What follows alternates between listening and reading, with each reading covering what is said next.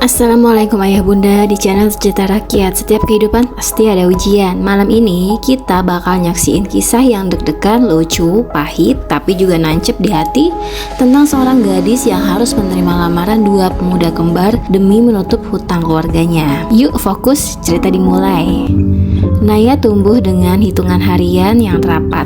Tiap subuh, ibunya menatap kalender, mengingat cicilan yang menumpuk seperti cucian, hutang ayah yang wafat, meninggalkan bayangan panjang. Rentenir datang tiap Kamis mengetuk pintu dengan kuku yang berkilat. Suara manis tapi menusuk. Sebuah surat peringatan terakhir pun tiba, mengancam rumah yang tinggal itu saja. Di tengah sesak hadir Arya dan Arga, kembar pewaris usaha logistik dan properti. Wajahnya sama, bedanya di cara senyuman. Arya menatap teduh, Arga menatap tajam. Mereka datang bukan membawa bunga, melainkan solusi. Tawaran itu terdengar tidak masuk akal, mahar yang bisa melunasi seluruh hutang. Syaratnya Naya harus menikah dalam sebuah resepsi yang menampakkan mereka berdua sebagai pengantin, simbol kemitraan keluarga. Secara hukum, hanya satu yang akan jadi suami sah. Siapa?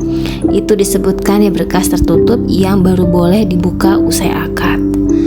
Naya menelan ludah. Ia tahu tetangga akan mencibir, tapi ia juga tahu adiknya butuh biaya sekolah. Di ruang tamu, ibunya menggenggam tasbih yang dingin, menyebut nama Allah dalam hati memohon isyarat. Naya mengangguk bukan karena tergoda kemewahan, melainkan karena pintu lain sudah tertutup. Hari itu, pelaminan berdiri sederhana. Bisik-bisik menari seperti angin. Penghulu membaca ijab kabul. Satu nama disebut, satu tangan menjabat. Semua berlangsung cepat, secepat kamera memotret senyum yang tak sepenuhnya milik bahagia. Arya dan Arga berdiri di kiri dan kanan Naya, seperti dua sisi jalan yang sama-sama mengarah ke kabut. Malam rapat, lampu jalan redup. Naya duduk di ranjang kamar yang baru dihias. Ia mendengar tawa kecil dari koridor, lalu diam. Di meja ada dua kunci, dua amplop, dan sebuah catatan pendek. Pilihan yang kamu buat malam ini akan menutup pintu hutang, tetapi juga membuka pintu kebenaran. Jantung Naya berdebar. Ia belum tahu, akad yang tadi sah justru mengikat sesuatu yang lebih rumit daripada angka-angka di kwitansi. Pintu kamar berderit. Masuk Arga.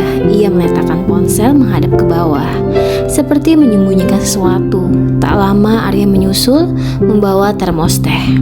Pemandangan malam pertama yang sangat ganjil. Dua lelaki di satu ambang pintu dan seorang istri yang baru saja belajar bernapas dalam status barunya. Arga bicara dahulu, suaranya datar. Ia bilang ada tradisi di keluarga mereka, tradisi yang jarang disentuh kata. Saat pewaris menikah, selalu saja ada ujian identitas untuk menimbang kejujuran semua pihak, termasuk dirinya sendiri. Arya menimpali, memohon Naya untuk tidak takut. Ia mengakui bahwa ada pertukaran kecil saat akad terjadi, pertukaran yang mungkin membuat Naya marah. Arga yang duduk di kursi kini berdiri, menatap kakaknya lalu menatap Naya. Siapa sebenarnya mengucap kabul di hadapan penghulu? Siapa yang namanya menempel di berkasah? Dua pertanyaan, satu jawaban yang belum mau keluar. Listrik tiba-tiba padam, koridor berubah gelap, hanya sisa cahaya dari jendela. Naya menahan napas. Dari luar terdengar gesekan langkah, lalu bunyi benda jatuh. Arga membuka pintu, namun Arya menahan. Jangan, katanya, ini bukan kebetulan. Ia mengirim pesan singkat pada seseorang bernama Tante Mira, kepala legal keluarga. Ia juga berbisik pada Naya, malam ini bukan cuma pertanyaan hati, tapi juga soal keamanan dan tangan lain yang ingin memanfaatkan kekacauan. Ketika genset menyala kembali, sebuah pesan masuk ke ponsel Arga. Foto dokumen bergiringi, akte hibah yang diubah tanggalnya, tanda tangan pahan mereka. Rudy muncul jelas. Paman Rudy selama ini mengincar saham dan butuh skandal untuk menjatuhkan reputasi. Isu pernikahan ganjil ini adalah umpan. Kalau Naya terpeleset langkah, kalau keluarga kecil ini goyah, Rudy menang. Arya menatap arah Naya. Akhirnya jujur, yang mengucap kabul tadilah dia. Tapi cincin yang ia sematkan sesungguhnya milik Arga. Mereka menukar posisi sekejap karena alasan yang Arya sebut sederhana, melindungi jantungnya yang rapuh dari serangan panik. Di bawah sorot kamera, Naya menarik napas panjang. Antara dihianati dan dilindungi, malam pertama berubah jadi sidang pertama. Tanpa palu, tanpa saksi resmi, hanya 3 orang dan kenyataan yang merayap masuk. Pagi menjahit sisi gelap. Naya bangun dengan kepala berat, tapi tatapan lebih jernih. Ia meminta waktu sendiri, lalu membuka 2 amplop di meja. Amplop pertama berisi salinan perjanjian pranikah yang menyebut Naya sebagai pemegang hak veto atas transaksi keluarga selama setahun jika ia menemukan indikasi manipulasi keuangan. Amplop kedua berisi daftar nama-nama debitur dan kreditur yang terhubung ke hutang keluarganya. Di baris keempat, Naya menemukan nama yang tidak asing, Rudy. Bukan hanya paman kembar, tapi juga salah satu pemberi pinjaman bayangan bagi keluarga Naya melalui kaki tangannya. Udara di paru-paru Naya terasa dingin. Hutang mereka bagaikan jaring dan Rudy adalah laba-laba yang bersiul. Naya tidak memilih menjerit, ia memilih bergerak. Ia menemui Tante Mira, meminta penjelasan lengkap tentang tradisi ujian identitas. Tante Mira mengangguk, menyebutnya cermin ganda. Cara keluarga menimbang pasangan pewaris, bukan untuk mempermainkan, melainkan untuk melihat keberanian. Bertanya ketika semua tampak serupa. Malam tadi, Naya lulus satu hal. Ia tidak kalah oleh rasa malu.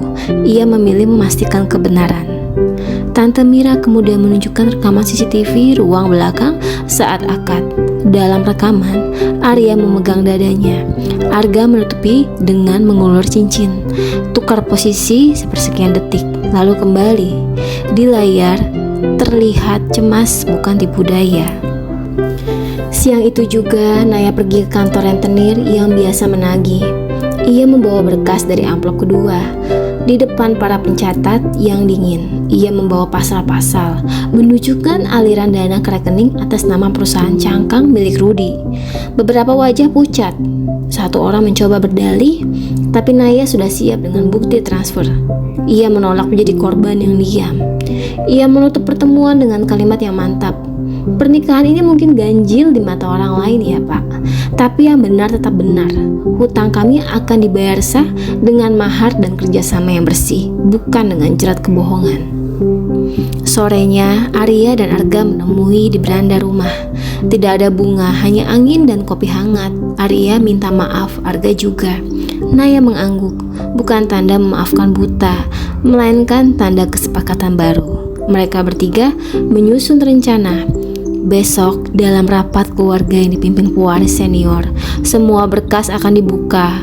Naya, bukan siapa-siapa kemarin, akan bicara. Dan ketika dia bicara, ia tidak bicara untuk dirinya sendiri, melainkan untuk semua orang yang pernah dipaksa menukar kebenaran dengan rasa aman. Rapat keluarga berlangsung di aula besar yang dinginnya penuh foto leluhur. Lampu kristal memantulkan bayangan, membuat wajah-wajah terlihat lebih tajam. Kursi diatur melingkar, membuat siapapun di tengah terasa telanjang. Paman Rudy duduk dengan setelan rapi, senyum tipis yang menyeratkan kemenangan yang sudah dihitung. Tante Mira menata berkas. Arya duduk di kiri Naya, Arga di kanan, seperti pagar yang akhirnya tahu apa yang harus dijaga. Ketua keluarga membuka sidang internal, menjelaskan agenda, mengesahkan pernikahan Arya Naya, mencatat mahar dan mengesahkan transfer perlunasan hutang keluarga Naya yang telah dilakukan pagi itu. Paman Rudy mengangkat tangan, menginterupsi. Ia mempertanyakan keabsahan akad karena dugaan pertukaran peran. Ia menyebut kata-kata yang tajam, menekankan bahwa reputasi keluarga ini sangat dipertaruhkan. Beberapa sepupu berbisik, sebagian setuju, sebagian menunggu arah angin. Naya berdiri, suaranya tidak bergetar. Ia tidak memulai dengan air mata. Ia memulai dengan data. Ia memutar izin memutar rekaman CCTV di ruang belakang. Di layar, detik-detik yang disebut Rudy sebagai tipu daya sebenarnya menunjukkan kepanikan Arya yang nyata dan refleks Arga yang melindungi. Naya berhenti sejenak, lalu mengeluarkan amplop kedua, menampilkan bagan alir keuangan yang menghubungkan perusahaan cangkang ke rekening paman Rudy. Angka-angka menari di layar, berpindah dari satu kotak ke kotak lain. Setiap angka memiliki tanggal, setiap tanggal punya saksi digital. Aula berubah sunyi seperti hutan setelah tembakan. Paman Rudy mencoba tertawa, menyebutnya fitnah. Ia mengklaim itu proyek lama, salah input. Naya menatap langsung, mengajukan 3 pertanyaan pendek yang tidak bisa dijawab dengan alasan umum. Mengapa tanggal akte hibah bertumpuk dengan jadwal pertemuan rentenir di kampungnya? Mengapa perusahaan cangkang berdomisili di alamat yang sama dengan gudang pribadinya? Dan mengapa ada transfer bulanan yang selalu berhenti sehari sebelum audit internal? 3 kali mengapa, 3 kali Rudy menghela napas, 3 kali ruang menegang. Tante Mira menambahkan, atas mandat ketua keluarga, tim legal telah menghubungi bank untuk konfirmasi. Hasilnya sama dengan bagan yang Naya bawa. Pada titik itu, Arga berdiri. Ia bicara bukan sebagai kembar yang tajam, tapi sebagai adik yang selama ini menyimpan curiga. Ia mengaku membiarkan tradisi cermin ganda berjalan karena ia ingin melihat sejauh mana kebenaran berani berdiri di samping mereka. Arya menyusul, menatap semua orang dan menyatukan satu hal yang paling jujur dari itu. Tanpa Naya, mereka berdua hanya cermin yang memantulkan wajah sendiri. Keluarga butuh orang yang berani membalik meja, bukan menjaga taplaknya tetap rapi. Ketua keluarga mengetuk meja. Keputusan pun diambil, Paman Rudy diberhentikan dari semua posisi. Kasusnya diteruskan ke jalur hukum, skema hutang bayangan dibersihkan. Nama-nama yang terlibat dipanggil satu persatu. Mahar untuk keluarga Naya dinyatakan sah. Perlunasan tercatat resmi. Lalu satu keputusan yang membuat semua orang terdiam. Pernikahan Arya Naya dibukukan sementara atas persetujuan kedua pihak, untuk memberi ruang pada Naya menentukan takdirnya tanpa tekanan tradisi. Di aula yang biasanya kaku, keputusan itu terdengar seperti halaman buku baru. Naya melepas napas, lalu tersenyum tipis. Ia memandang Arya dan Arga, bukan benci yang ditinggal, bukan juga cinta yang meledak. Yang tinggal adalah hormat. Ia mengembalikan cincin ke kotak, bukan sebagai penolakan, tetapi sebagai jeda. Ia mengajukan syarat yang tidak biasa. Selama setahun, ia akan memimpin unit sosial keluarga, membentuk program pelunasan hutang warga kecil dengan bunga 0, dana awal dari mahar yang tadinya hanya angka. Jika setahun kemudian ia merasa rumahnya ada di sini, ia akan membuka kembali kontak cincin. Kalau tidak, mereka sepakat menutup buku dengan terima kasih. Aula kembali berbisik, tapi kali ini bisik yang sangat hangat. Arya menunduk, setuju. Arga menepuk bahu Naya, setuju. Satu keluarga tersenyum melihat sesuatu yang lebih berharga dari garis keturunan, yaitu garis kejujuran. Bulan berganti, program yang dipimpin Naya berjalan. Rentenir kehilangan panggung di kampung. Ibu-ibu tersenyum saat menebus bumbu dan beras tanpa takut. Adik Naya kembali sekolah. Di sebuah sore, Naya berdiri di teras rumah kecilnya, memandangi langit. Ponselnya bergetar. Pesan dari Arya masuk. Hanya satu kalimat, "Kami menunggu jawabanmu," tanpa menagih. Tidak lama pesan Arga menyusul. "Apapun jawabanmu, rumah kami tetap terbuka untukmu." Akhir yang tidak terduga ternyata bukan pilihan antara dua wajah yang mirip, melainkan keberanian memilih diri sendiri dulu. Cinta, kalau jodoh, akan menunggu di ujung jalan yang lurus. Dan hutang, kalau dibayar dengan kebenaran, berubah menjadi pelajaran, bukan penjara. Terima kasih ya sudah nonton kisah ini sampai akhir.